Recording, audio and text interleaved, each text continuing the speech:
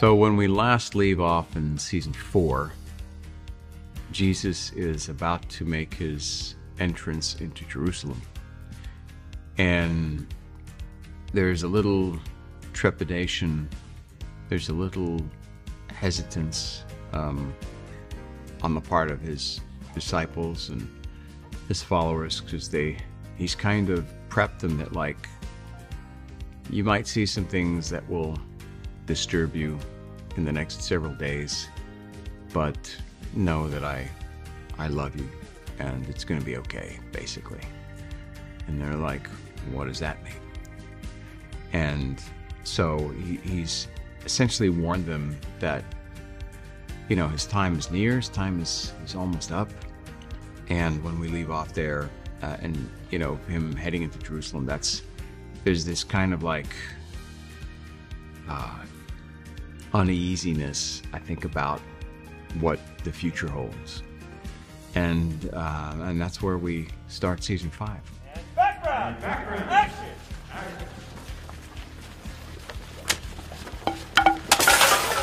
Keep walking, yep. Get out of here! Awesome, cut. Cut! There we go. Cut. If there was a season in which someone was going to come in new and it wasn't season 1, I would say season 5 is your best candidate, because it puts you into the most important and influential week in human history. You know some of these stories already, so you have a little bit of a foundation with which to work. This whole season's focused on the 1 week, on Holy Week. And so you would think like, oh, all these major historic story beats that would be happening. But actually what stands out to me is the moments in between. So, you know, you have Jesus flipping the tables and getting out the money changers. But to me, what I really remember is like those scenes afterwards where the disciples are just sitting, reflecting on what just happened and what could that have been, because you kind of forget that, you know, after something monumental like that, they would still have to like eat dinner at a certain point or sit and try to go to sleep. And so those moments I think are really special in this season, seeing everyone come together and try to come to grips with what is going on. And it's incredibly difficult, as you can imagine. And as we sort of avalanche towards the inevitable, and as Jesus says to us, you know, I'm going to tell you exactly what's going to happen. As we sort of move closer and closer to that, I think our steadfastness falls away and it becomes really, really difficult to manage.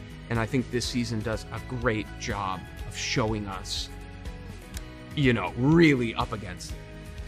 Take these away! Stop making my father's house a place of business!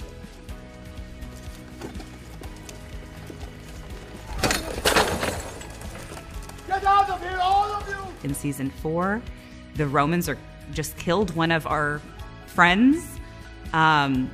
It's dangerous now, and I think everyone's trying to scramble to figure out how to maybe go back to how it was, or maybe how to limit the threats surrounding us. But that's not his plan, and that's not what he's here for. And like, even in those moments, especially in those moments, we have to trust him. We have to trust that he knows what he's doing. Mary,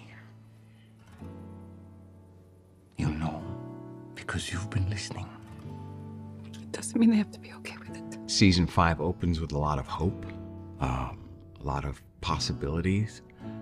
As far as the disciples are concerned, I think even Jesus is overwhelmed with the reception that he receives on his triumphal entry into Jerusalem. But I think also there's, deep down, there's this underlying sadness, because he knows what's to come mere days away, 5 days from that point. I'm just behind Jonathan. You can look at the bus. Go ahead and start with the Soul's Trumpet. We're getting some good kind of physicality from the crowd. For 4 seasons, we have introduced you to the multiple people who were involved in these stories, including the enemies of Jesus. The religious leaders have a backstory, have a personality, are people that we as the viewer know and have come to either love or hate, but we know them.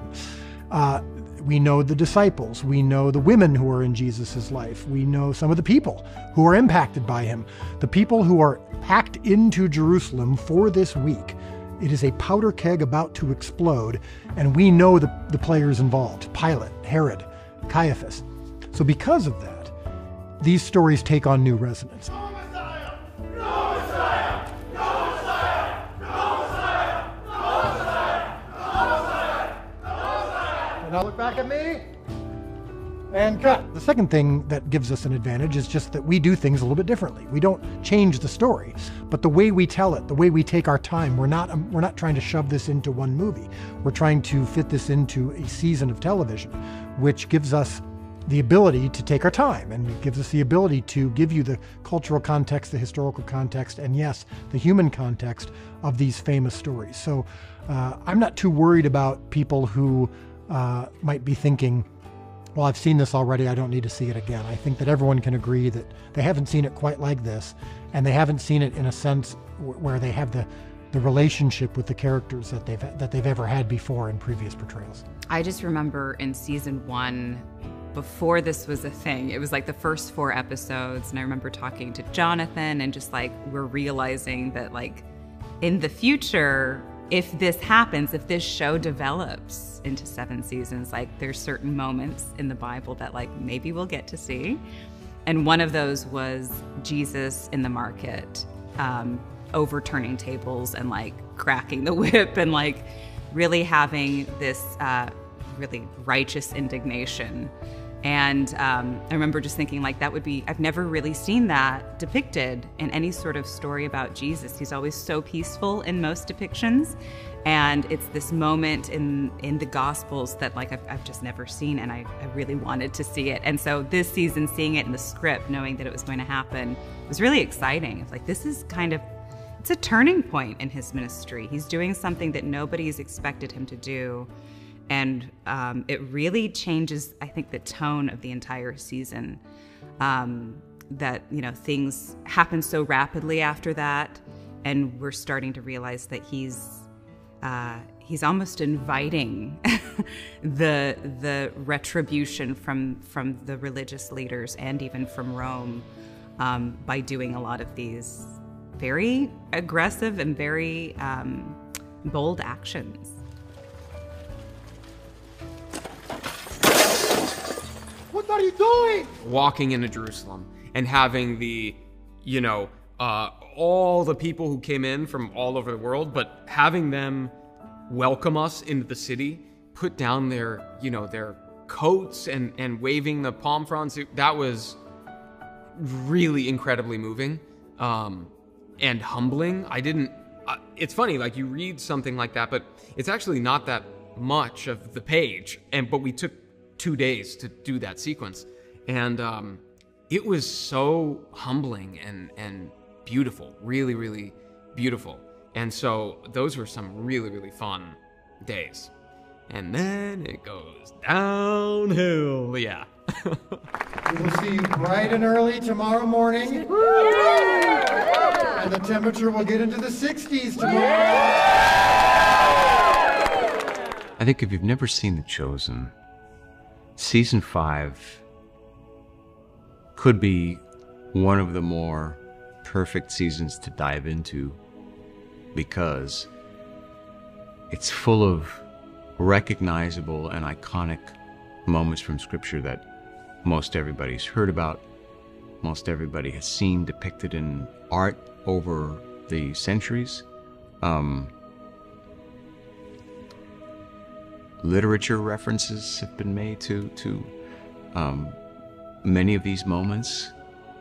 The iconic Da Vinci's Last Supper, like who hasn't seen that painting? So I think even if you know nothing about the Bible or Scripture or Jesus or his followers or his movement or what he stood for, you will recognize and be able to jump on board with what's going on.